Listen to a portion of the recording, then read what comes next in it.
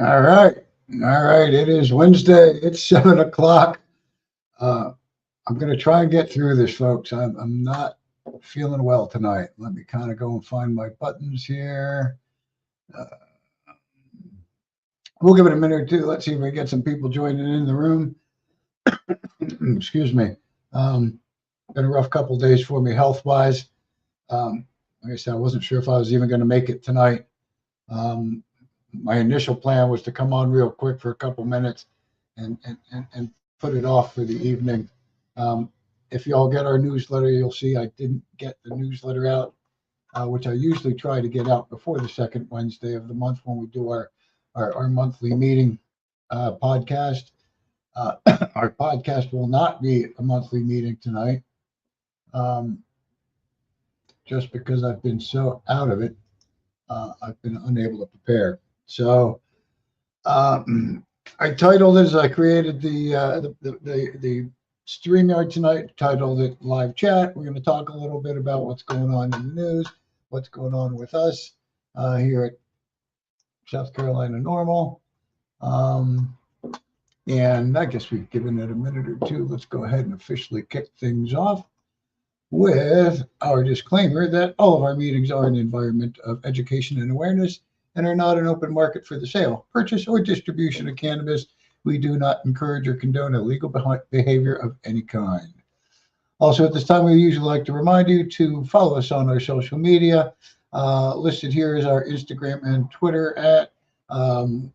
Really, we ask you to subscribe to our YouTube. Hit that notification bell on YouTube so you can join us every Wednesday night. And we do tend to post a little bit more to Facebook. So if you do the Facebook thing, please like and share that as well.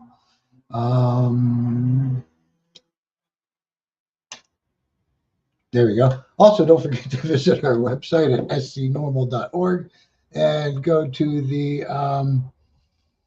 I think it's the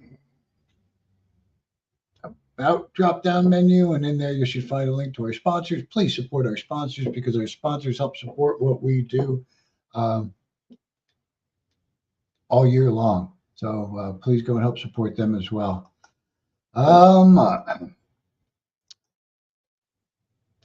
Josh, thank you very much. Yeah, you've been around long enough. You probably know me and some of my stomach issues, and that's what's been acting up on me a little bit.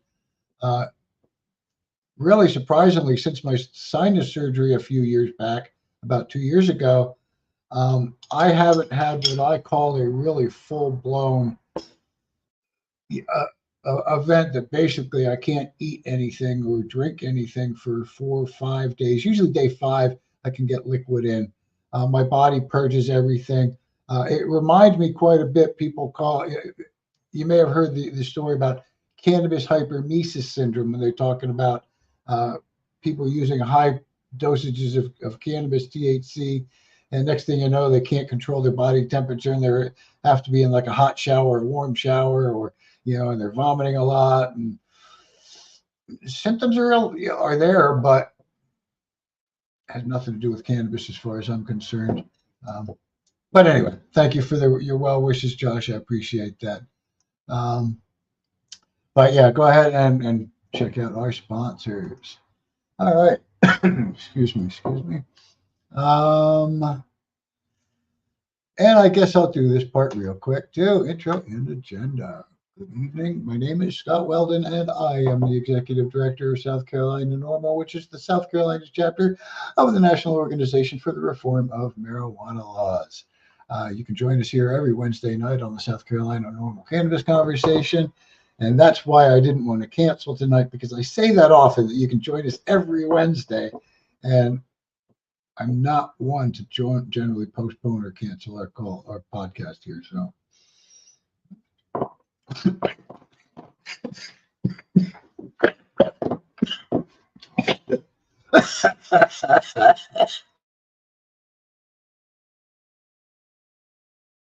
throw a little bit of water down the windpipe, don't you, Scott? My God, that's not what I meant to do at all. I'm wearing it. All right, well, that was fun. Intro and agenda. Agenda tonight Again, it's not what I expected it to be, so we're doing sort of an open conversation. I have a couple of things that I do want to talk about. I also want to see, there's a couple of news articles that I've seen here that I want to mention to y'all. Whew, that was fun. All right, but before we get too far, let's go ahead and start with our first cannabis question of the evening. I remember to draw 3 of these out from the Stoner Trivia Pack. And our first question tonight, knowledge-based question, 40-point question. What rapper was the first to open a marijuana dispensary? Was it The Game, Snoop Dogg, Ghostface Killah, or Drake? Sorry, I didn't know that one name. Knowledge category, 40-point question. What rapper was the first to open a marijuana dispensary? Was it The Game, Snoop Dogg, Ghostface Killah, or Drake? If you wouldn't mind, leave your comment, question, guess in the comment section. Get to the answer in just a second. Excuse me. I do like to remind you all from time to time, though, that while we're doing our trivia questions, these are an opportunity for you to sponsor a trivia question and get your business mentioned here on the podcast. So if you have a business that you'd like mentioned on the podcast from time to time, sponsor a trivia question here or there and have that, make that happen. If you do want to do that, make that happen, you can always reach out to me through the contact page on our website, scnormal.org. All right, let's see if we got any guesses here. We do. Got a correct answer here. Knowledge category, 40-point question. What rapper was the first to open a marijuana dispensary? Was it The Game, Snoop Dogg, Ghostface Killah, or Drake? It wasn't What's Up, Joey. What's up, Joey? Joey's here. It's always a party when Joey arrives. Josh got the answer with it was The Game. The Game. All right. First rapper to open up a marijuana dispensary. I wonder if it's still open, how it's doing. If it's a chain now. Oh, that was just a bad thought in my head. I mean, you know, rappers like their chains. I'm sorry. I apologize for that. I'm sorry. All right. That was our cannabis question of the first one of the night. Now let me go back over this other buttons thing here. We talked about intro and agenda. First thing I kind of want to talk about, see if I can find this. Oh, I'm going to share this one with you because I think it's the easiest. It's also inaccurate, which will be getting updated and changed in the not too distant future. But let me go ahead and share on our share screen that. Oh, okay. Cannabis support rally on the steps of the South Carolina State House. I apologize for my, I'm going to turn that banner off. My design skills. I got some colors I'm allowed to use for normal.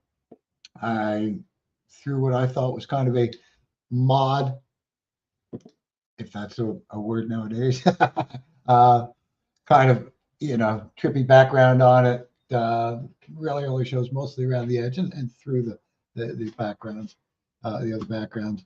But wanted to kind of get it out there, and I've had some people ask me, can you send me something that we can print out and hand around our community? We don't have anything printed of these at this point. Matter of fact, like I said, I'll point out a change that's going to be getting made in this shortly when I get back into the file. But it's not a big change. But I just wanted to sort of put it out there to anybody that can help us spread the word about, why can I share that window? About our rally coming up on January 24th, Wednesday, January 24th, on the State House steps, cannabis support rally. All right. For those of you who have been on the podcast with us, you know that you may know that this kind of started. We added a rally on because it sort of started as a challenge on Twitter. Somebody shared a picture of a video of a cannabis rally with lots of people out there supporting, showing support. And their comment was something along the lines of, this is what we need. This is the kind of support we need here in South Carolina if we're ever going to change any laws. And they tagged us in it. So that's what got my attention to it, is they tagged South Carolina NORML in their post. I can't disagree with them. That is the kind of turnout we need on a regular basis if we're ever going to change laws here in South Carolina. My response initially back to them was, I wish I could find that kind of support to come out and back us and let their voices be heard at the State House. I wish. And then I kind of changed my song a little bit, or my tune a little bit, and I went, you know what? Let's give it a shot. Let's do this. Let's try this. So I don't know. I mean, I've got some people excited about it. I've got a few people saying they've got a crew ready to come. I don't know. I mean, I'm afraid because I know how we've done it in the past. We tended to promote it late. We didn't get the word out to the news media well enough. It wasn't what we wanted, although I still think, especially our first one was a great turnout. Second one was still a good turnout. We just didn't get the news coverage that I would have liked. And I think we're going to really be able to sort of change that up by adding a rally in this year. Now, I do want to let you know that the date has been set. I don't have any plans on changing the date, but if you look here on this, and I don't know if my cursor shows up on your screen, but up here where it says under the agenda, press conference, first floor lobby, 9 a.m. Untrue. I got an email back from the organizers at the State House that the first floor lobby is not available until 2 o'clock that afternoon. So, press conference, 9 a.m., front steps, north grounds. That's as far as I know at the moment. Our north ground permit request has not been responded to yet. I sent them both in at the same time. One got a response. When they told me I couldn't have the first floor lobby, we couldn't have first floor lobby, I replied with, can we modify our other request for north ground steps to start at 9 a.m.? And that way we'll just have the press conference right outside on the front steps. And that will be our official kickoff for the rally opening ceremonies right afterwards. And during those, like some of that early stage, because you'll notice in the topic, press conference, 9 a.m., legislator meetings. Now, what we've done in the past is we've asked you to reach out to your legislators, make appointments, or not make appointments, reach out to us and tell us that you want to meet with your legislator that day. Our team will work at trying to make appointments with your legislators.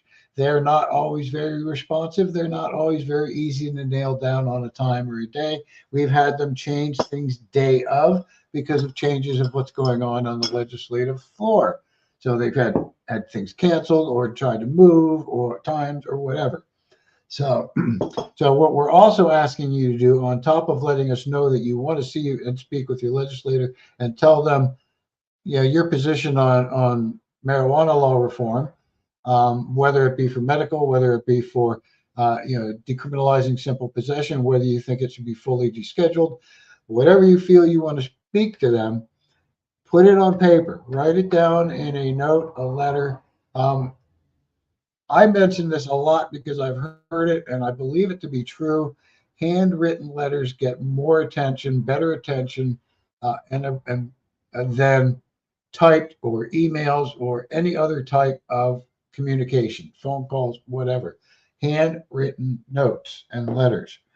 So I would probably be really bad at that because my handwriting is horrible.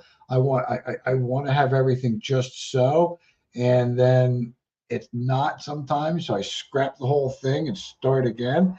That's why I love computers. I can type it all out and print it from there, and it's not my father was a doctor. I think I inherited his penmanship. Um, uh, but that being said, the response is better to a handwritten. Uh, I would probably opt to do a handwritten to my legislator, and then just edit on the paper and have them deal with it. It's like, oops, didn't mean that. Or the little SP in parentheses for spelling mistakes or whatever. You know, I mean, personally, I would pre-write it all on the computer and then write it out. But that's what we're asking y'all to do as we start getting closer to the date. We're going to wait until after the elections on November 7th before we start even trying to reach out to legislators. Um, They will not be in their offices until the second Tuesday of January, which I believe is the 10th, might be the 11th, but I think it's the 10th in 2024. Excuse me. Um, so, it's kind of a crunch time in that first couple of weeks to try and get scheduled appointments with them if we can, if we can't. If we can, we're going to go and sit with you and talk to your legislators with you. If we with one of our team will be with you. If we can't, we're going to join you as we go to their office and drop off your letter. And you can also have a couple of words with their aide. There's usually an aide on staff. And then at that point, while we're doing that, I'm hoping we have some other folks we're starting to get some other folks, should I say, together to kick off the rally portion for us as we're meeting with our legislators. As you see on this promo here, I've done out a kind of a rough draft agenda for the day. I'm kind of figuring it should work out. Press conference, basically what we're planning for that is going to be legislators that have sponsored marijuana law reform legislation here in South Carolina. Depending on how the elections go, I don't even think, but I mean, depending on how the elections go, if we get new federal legislators, we might invite some of them to also come talk. If they're pro-cannabis, but definitely state legislators that have sponsored legislation here in the Low Country, or not just in the Low Country, here in South Carolina, whether it's Representative Tedder's smell bill. Again, reminder, District 42 special election, November 7th. Early voting starts on the 23rd, and it could soon be Senator Tedder. Keep that in mind if you're in that district. And also, we know there's lots of other legislation. I don't have my notes here highlighted in front of me, but we know we've got other legislators that have like a veterans medical bill.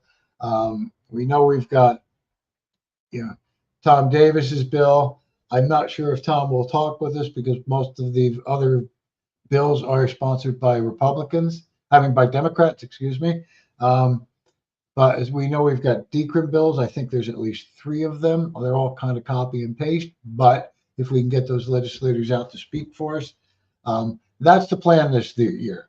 I'm kind of going back to where we were in the first year. We do not have a gubernatorial governor's race this year. We won't be getting any governor candidates like Cunningham joining us this year.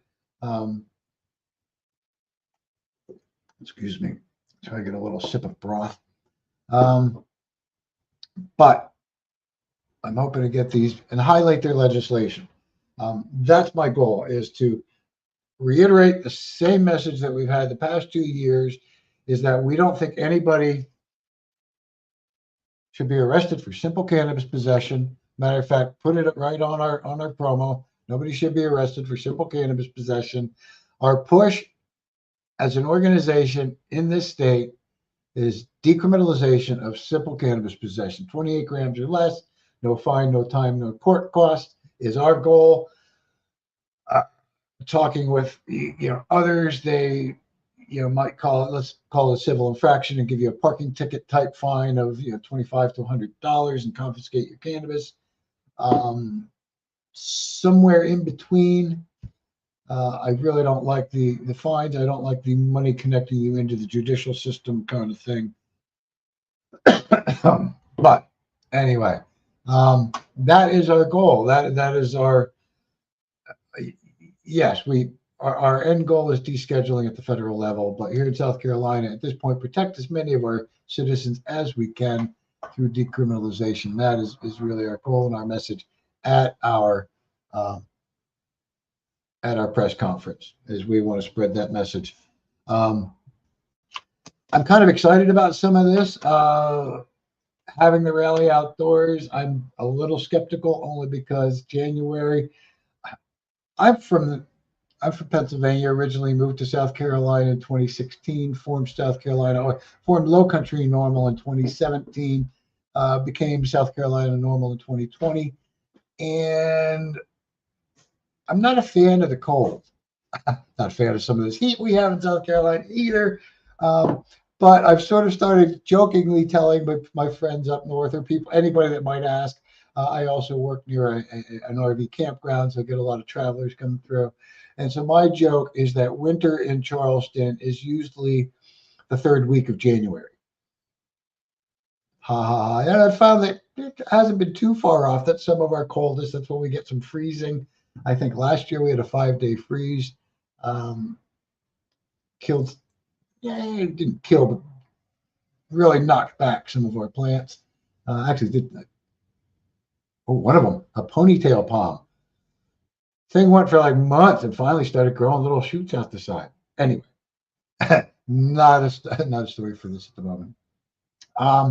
So anyway, we haven't gotten anything nailed down yet. I'm going to be looking for this. The outside will have a keynote speaker or speakers that will speak to decrim, hopefully, the benefits of decrim. My plan is to have a small talk on advocacy and lobbying. Somebody to kind of tell our participants what they can do to get involved. And then we're going to be having a podium and mic set up outdoors so that patients, caregivers, and arrest or child protective services cannabis victims can give their testimonials. Tell us their stories. I mean, these are things we really are starting to do. As you may know, a couple of weeks ago, we did launch our vilified stories of cannabis, victims of cannabis, the war on drugs, should I say. Haven't gotten any responses to it yet. And again, I've been out of a commission and working on a couple of different things here. I haven't promoted it and pushed it as hard as I'd like. But that is, again, another thing we're working on, to start gathering these stories from patients, from caregivers. Our stories right now are specifically for simple possession arrests. So we don't have a patient caregiver interview questionnaires out yet. Simple possession arrest, pulled over and cop claimed they smelled cannabis, but nothing was found. No arrest kind of thing. And also parenting, cannabis, and child protective services government stories. Those are the three we're collecting now. Fourth one should be coming not too distant future, but I haven't gotten out there. Some of these businesses that we're hearing getting busted for legal hemp products throughout our state. We want to start sharing their short stories as well. But we're hoping that we have a couple people come out on Rally Day and share their stories with us. We have sort of an open time frame on that, depending on how our keynote speakers go and advocacy talk goes. Those stories may start a little earlier, or I don't anticipate them starting any later. And we've given approximately an hour and a half to 2. What do I have there? 1:30. About an hour and a half for people to tell their stories. Hopefully that's enough. We can always try and push that a little. But again, our permit's going to have us out of there by about 3 o'clock. Once we get approval on the site. Question, comments, thoughts. I do see a comment up here. Let me go ahead over and click the tab. Not yet, Josh. I haven't started doing any reach out on anybody. I'm kind of still playing with the State House to make sure I have the space. And then coming up very soon, yes, ACLU. I've talked to them in the past, and I'm glad you brought that up. They were very apprehensive to participate with us a couple of years back. They did participate with us our first year. Second year, they sort of backed off because, again, they sort of pulled back saying, we don't want to, our goal is to move medical forward. And I get that a lot. I've got that from Marijuana Policy Project. They wouldn't work with us on decrim here in the state, refused to, because they felt medical should come first. Medical will come when medical will come. I still think nobody should be arrested for simple cannabis possession. Boom. And that's why I say work on decrim first. It might not happen at the state level, but we can at least start working at the municipal level. And Marijuana Policy Project had a whole division for working on that type of stuff. Now, I will kind of bring up one of the stories I was going to talk about. Let me see if I can switch this on screen. I'm going to turn off my share and find this other. Actually, it was a story. Let's see if I can find it in Marijuana Moment. All right. This is not the story, so I'm going to have to go and click into their site and see if I can find the story.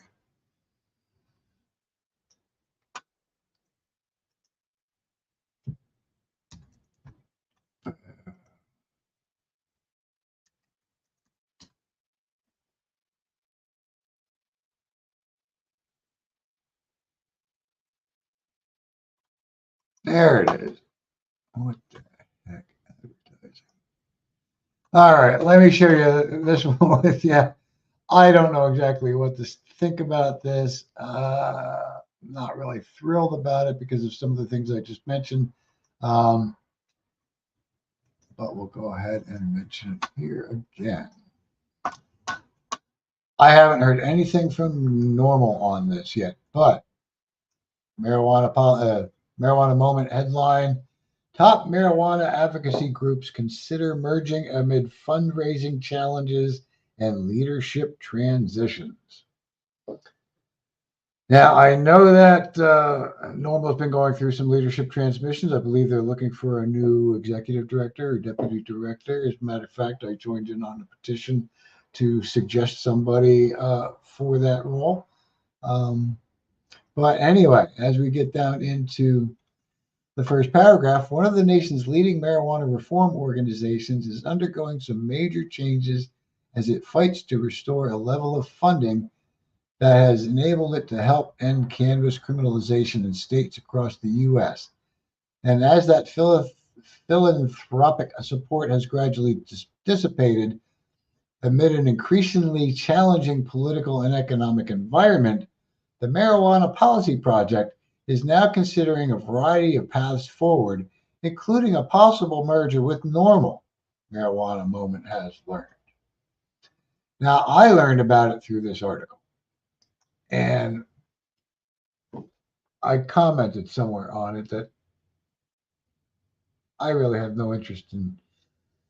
I see no point and I have no interest in merging with Marijuana Policy Project, to be quite honest with you. We've reached out to Marijuana Policy Project over the years here in South Carolina, trying to get some support from them to work towards decrim.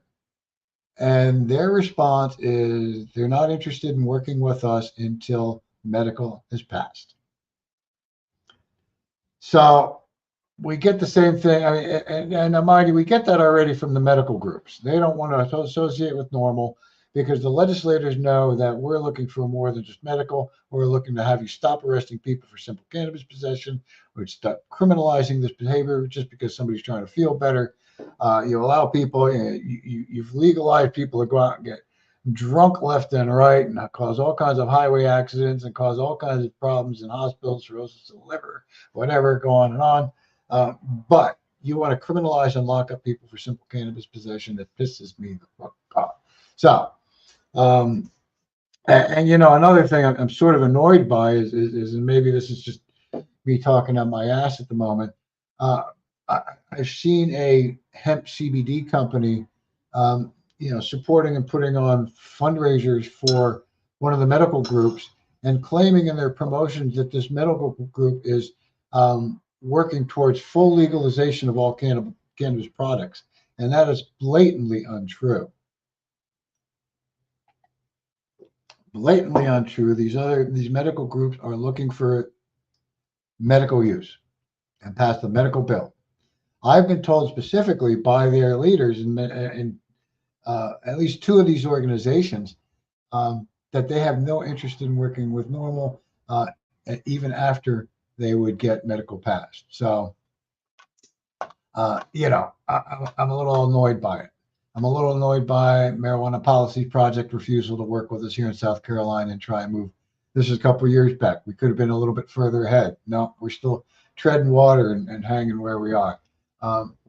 Maybe not. Maybe they couldn't have really done anything to help. But, they're willing to come and testify for medical. They get called out by the legislators like, is it your group looking for full legalization?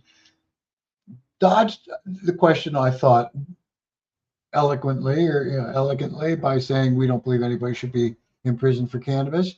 But they could be doing more. They could be, and now they want to join NORML.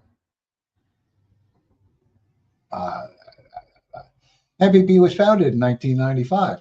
NORML was founded in 1970, a full 25 years before that. Before that, any state had even legalized medical cannabis. In the nearly 3 decades since its founding, the organization has helped put marijuana on the ballot and enacted legalization through diverse legislatures in numerous jurisdictions. I do believe that we are victims of our own success, says Schweich. Told Marijuana Moment, we're highly effective. We passed so many laws through so many states and so many ballot initiatives. The people just got used to our success. I haven't seen that here in South Carolina. Where's your success here? Looking for it. He said MPP is still in a strong position long-term to maintain its current operations, and the rationale behind the restructuring is to ensure that we can operate effectively for years to come. So it's important to know. But if people want there to be a strong MPP like they saw in the past, we're going to need philanthropic donors to return to the fold, he said. It is not just sustainable to maintain that type of scale that we should have without philanthropic donors returning to help our cause. That goes for any nonprofit that's trying to work for the betterment of, we're the same way. We operate. Now, I couldn't tell you last year's offhand. I'd have to talk to our treasurer. I think we were a little better than last year. And this year, we're probably even a little higher. But for the first, at least 4, going on 5 years of our operation, we operated on an annual budget of less than $2,000. I think last year we got up to like $3,000. We operate on a pretty small budget. Why? Because that's all we got. If we had some big donors, could we put on some events? Maybe. My question to MPP is, are they donating their time to the cause like we are here at South Carolina NORML? All of our team is volunteers. Are they, or are they taking in a nice paycheck for that?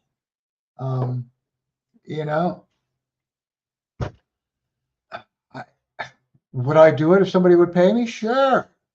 But, I'm doing it anyway because somebody's got to do it. Somebody's got to speak out here in South Carolina. Somebody's got to move the frickin' needle forward.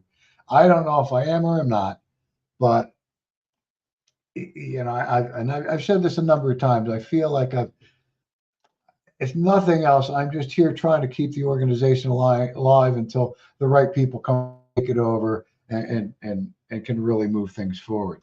Boy, did I just go on a rant there. All Josh did is ask me about the ACLU.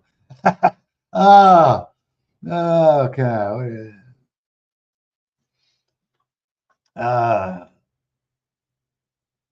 Well, Justin's got a good point here. Let me kind of pull up his question up here. I wonder how much support gets lost with every state that goes legal. Not only that, how many of our residents, our citizens in South Carolina, move to those legal states so their support goes with them?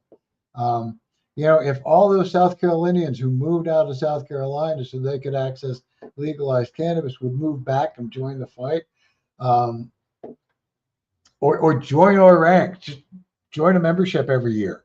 Get an annual membership. You moved out, you can't be here to help us fight the fight in person. Get a membership every year. That $30 goes a long way. And I'm betting there's a lot of South Carolinians that moved out of South Carolina and into legal states. Geez, what's that? $2.50 a month. Can you spare freaking $2.50 a month? Less than a Starbucks coffee to get a South Carolina NORML annual membership? Yeah, I got to wonder about that. And on top of that, then people are afraid. We're such an authoritarian state. Everybody's afraid of SLED, of law enforcement, of the local sheriffs. I tell you all the time how I watch these YouTube channels that go out and try and film in public places like city halls and public streets and police stations and libraries, and they get arrested for it. They're told that they're violating the law when all they're doing is exercising their First Amendment protected rights. And South Carolina is prime with that, I got to tell you. Although they're not alone. They're not alone. It's rampant across our country. All right, where are we at? 7:38. So that's all I got to talk about. I don't even know what I was talking about. The rally I talked about, the merger. Hey, I'll keep you posted. I mean, if it happens at national level, maybe it'll be a good thing. Maybe it'll bring some talent into NORML that will help us here at the state level. One can only hope, because it's a struggle. I mean, we are an affiliate. We are not really part of NORML National. They have really no obligation to us. The only obligation is basically us to them. And matter of fact, things have kind of cut back in support from national lately. We used to do a twice a week call to basically just a chapter call. The chapters could all kind of join in. Members of those chapters could join in. Well, not members of the chapters, but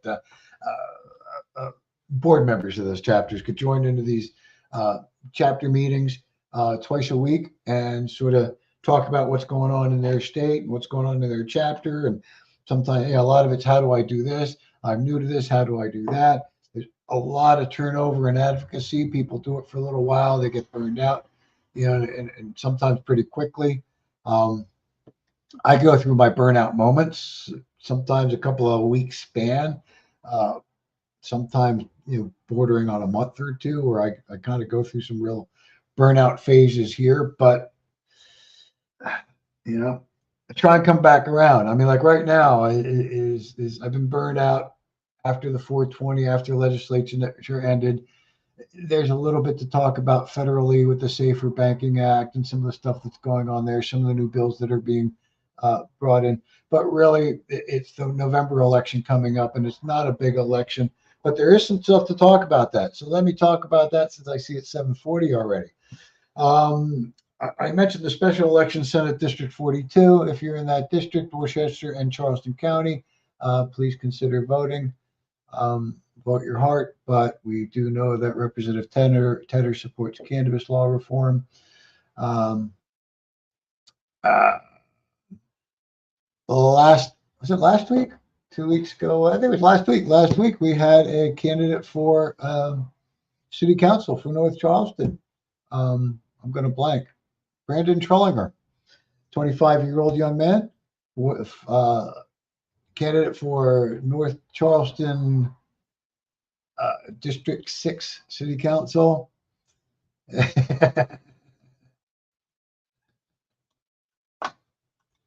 I love it, Josh. I get burnt out at 420 as well.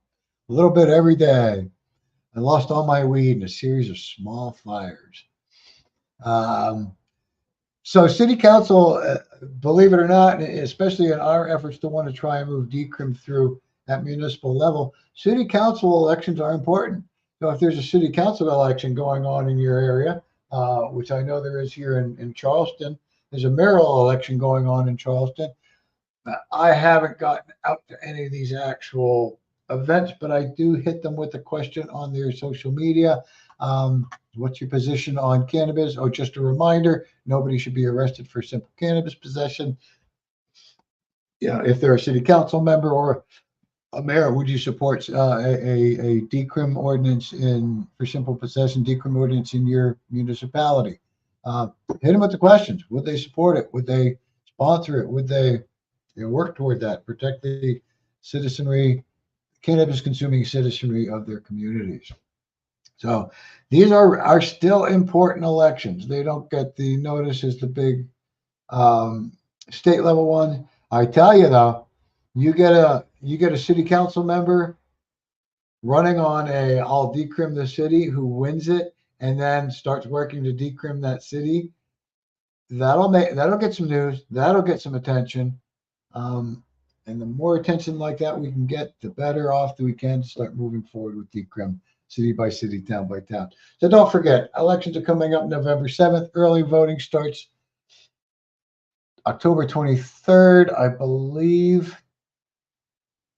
I'm going to say yes, October 23rd. Early voting begins. I think you vote through that, like, I don't know if it's till that Sunday before and then to the polls, something like that. But anyway, if there is local elections in your community, get out and vote.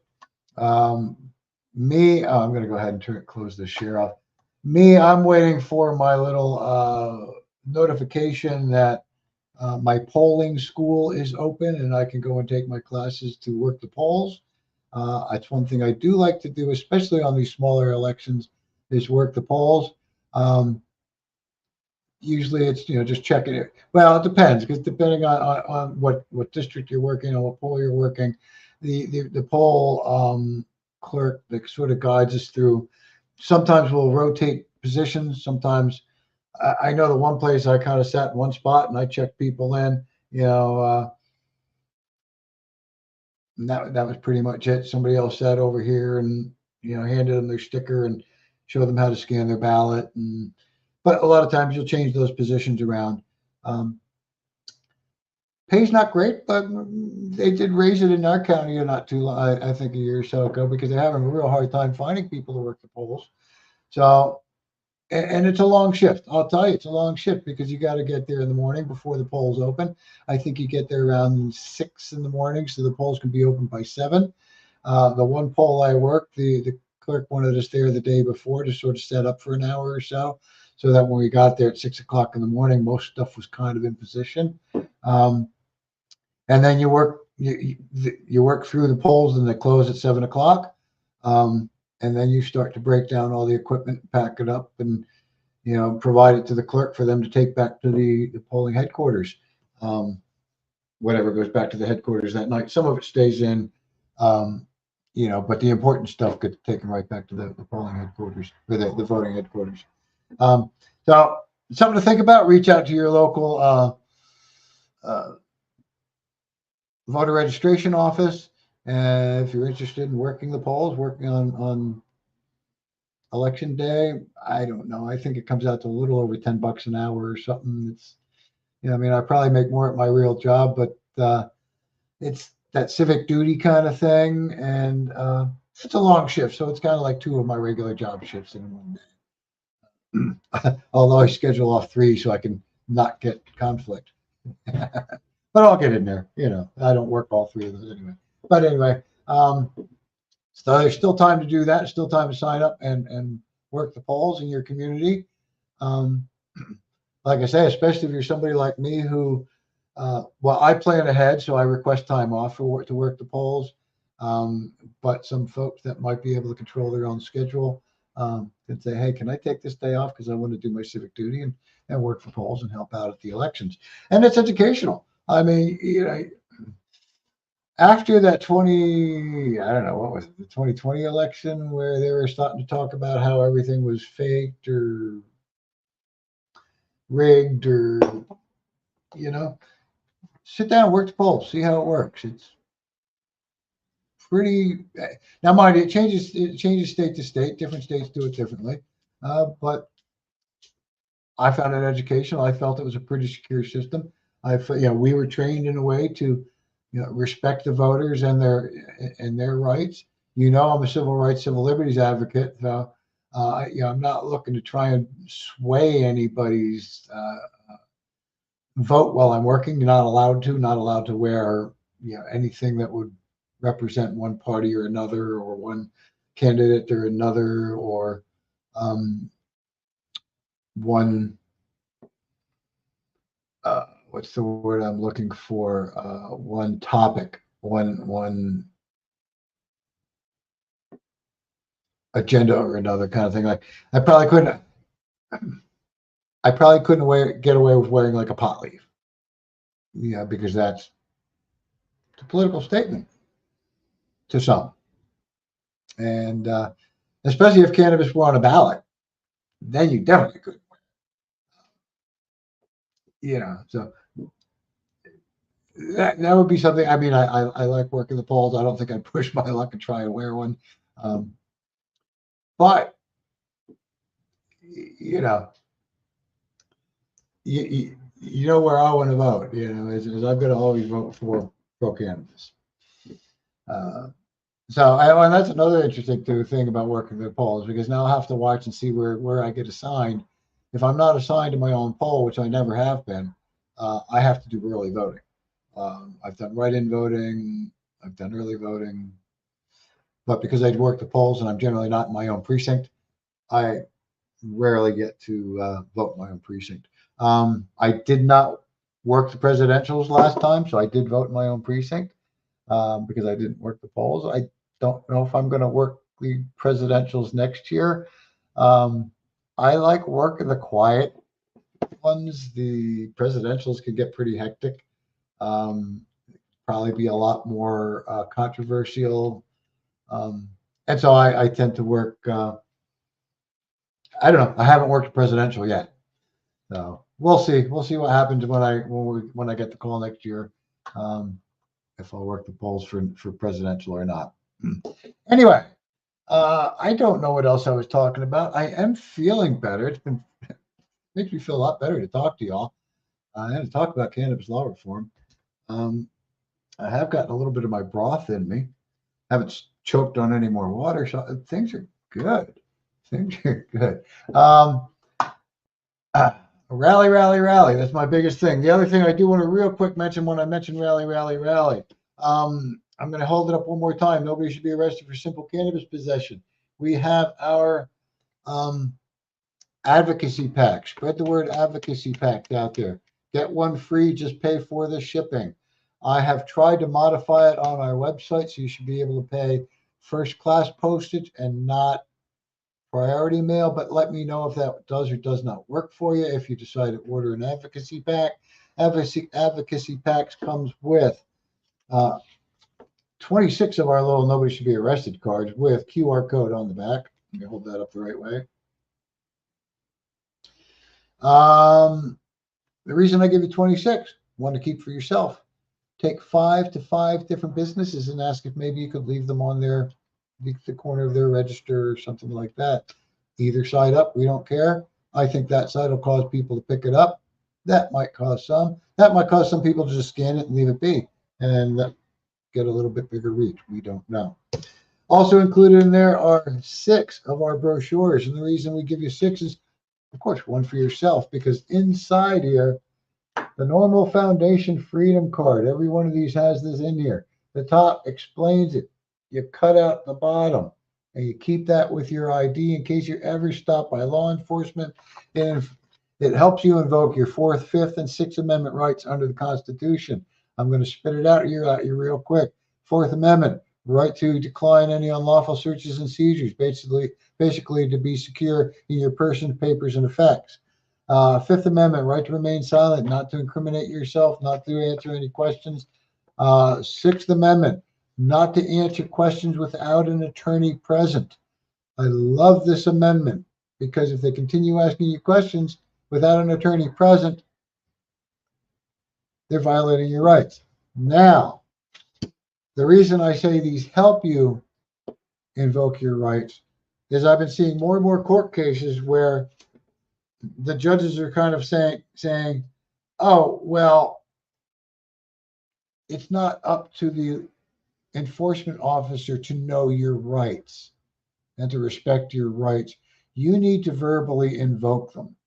There's been people that have exercised their Fifth Amendment right to remain quiet, to remain silent, not answered any questions, and they're arrested for obstruction. And the judge found that because they did not properly invoke their Fifth Amendment right to remain silent, they were obstructing. It's bullshit, if you ask me, but it's gotten to the point now where, I mean, come on, the judicial system is all just backing the enforcement system. They're all part of the same gang. They're all part of trying to lock your ass up for simple infractions or take your money. So that's it. Fourth, fifth, Sixth Amendment rights. You'll get 6 of those. 1 for yourself. 5 for people that you feel need to know this information. Share it with people that you want to protect, your family, friends, loved ones. And last but not least, we're going to include 12 dozen of our stickers. I don't even think I have one of them in front of me. I got one on the back of a. There you go. 12 dozen stickers. Now, those we're going to ask you to kind of give to your friends that you give the brochures to. Maybe leave some with the shop that you dropped off the QR codes with. And beyond that, guerrilla marketing, stick them around, pass them out where you think they're going to get some notice, some effect, where people might say, oh, what's that website? Let me go there. So, first one's free. If you order more than one, we're going to charge you $5 per packet. And like I say, I think I've reduced the shipping down to first class package pricing. Should be around $4 and change. It's been running about $7 with priority, or $7.25 or somewhere in there. So again, if it doesn't work for you, I apologize. But help us spread the word. I may get some of these rally cards printed up, and if you've got a support pack, we'll include some rally cards. I don't have them yet, so I'm not promising anything. But those, hopefully we can get some of those coming. Oh my God, I almost made it for the full hour. I remembered to do one question, so we're going to do one more cannabis question, trivia question before we go tonight. Oh, excuse me, my stomach's starting to misbehave a little bit. Another 40-point question, history category. History category 40-point question. What company created a new line of jeans made with hemp that feels just like cotton? Was it Wrangler, Vidal Sassoon, Levi Strauss, or Lucky Brand? History category 40-point question. I did not know this one. What company created a new line of jeans made with hemp that, quote, feels just like cotton? Unquote. Was it Wrangler, Vidal Sassoon, Levi Strauss, or Lucky Brand? If you have a guess, leave it in the comment section. We'll get to that in just a second. Tick, tick, tick, tick, tick. There's a second for you. And the answer, here we go. History 40-point.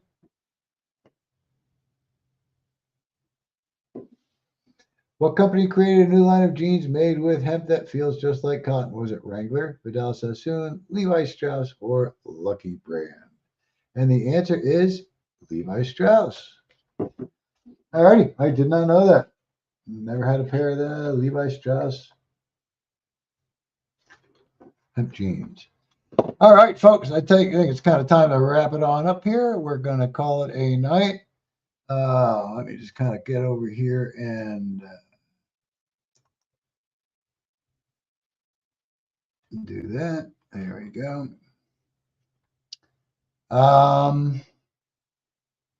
We will be back again next Wednesday. Hopefully, I have feeling a little bit better and have a little bit more new information for you. Hopefully, we'll have our permits back or for our State House rally. But keep spreading the word on the rally. If you have any questions, comments, or ideas to help make this thing grow, reach out to me. We will put them on the list. I do have ACLU on my list, Josh, just as a reminder. I will reach out to them as we start. Let's say once I get my confirmations on the site, on the spaces. One of them may actually be great for our keynote speaker. Anyway, I'm going to call it for tonight. We will be back here again next Wednesday at 7 p.m. So we'll look for you here on the South Carolina NORML Cannabis Conversation. Thanks again for joining me, y'all. You have a great night. We'll talk to you next week. Bye now.